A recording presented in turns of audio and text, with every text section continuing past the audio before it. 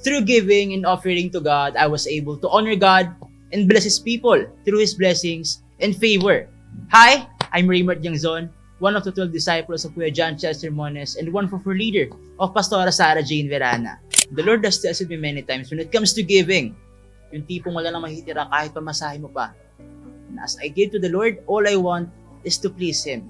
And as I tried to please Him, I never expected anything in return. But the Lord always sustains in every way, and even in the little things.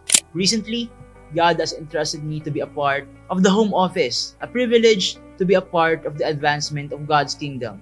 At syempre, at the same time, the Lord blesses me and gave me the opportunity to be a blessing to other people through campus ministry and through the lives of my family.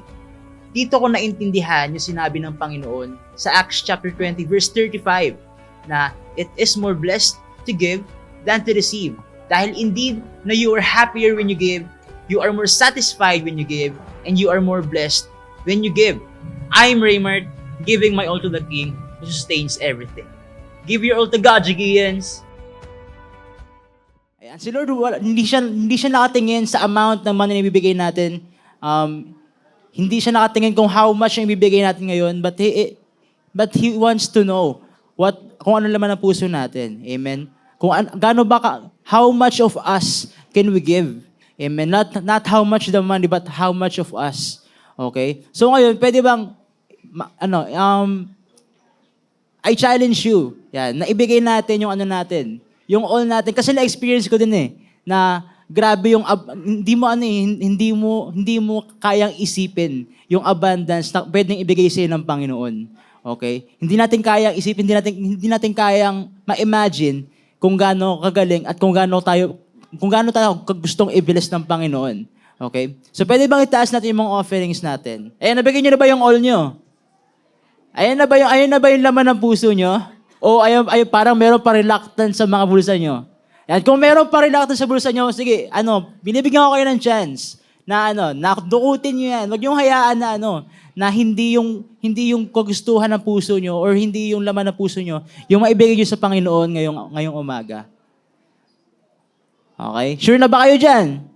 O sige, sabay-sabay tayong manalangin as we offer our tithes and offering to the Lord this morning. Tara, let's close our eyes and bow our heads. Let's pray. So maraming salamat again, Lord, for this opportunity, Panginoon, Lord, to offer, Panginoon, Lord, if this amounts to you, Panginoon, maraming salamat sa pagkakataon, Lord, to glorify you, Panginoon, in our giving. At hayaan nyo nga po, Lord, na siya sa atin yung alaman ng puso't isipan ng bawat isa, Panginoon, Lord, patuloy nyo po, Lord, na patuloy po namin dinudulog sa inyo, Panginoon, bawat panalangin, Panginoon, bawat seeds, Panginoon, to our tithes and offering this morning. Hayaan nyo nga po na, Lord, maidulog po namin sa inyo ito. At alam po namin, narinig nyo po ang aming mga panalangin. And sooner, Panginoon, as your plan is, Panginoon, ito'y matutupad, Panginoon, in the right time, Panginoon. Continue, Lord, to glorify you in this place. At hayaan nyo nga po na in our giving, it is only, Panginoon, to please you, to honor you, and to glorify you, Panginoon, sa aming mga buhay, Panginoon. Let your, Lord, glory manifest in us, Panginoon, at ikaw nga po ang siyang patuloy na maitaas sa pangalan namin, Panginoon, Lord, through our offerings, Panginoon, this morning. Maraming salamat sa matamis sa pangalan ni Jesus.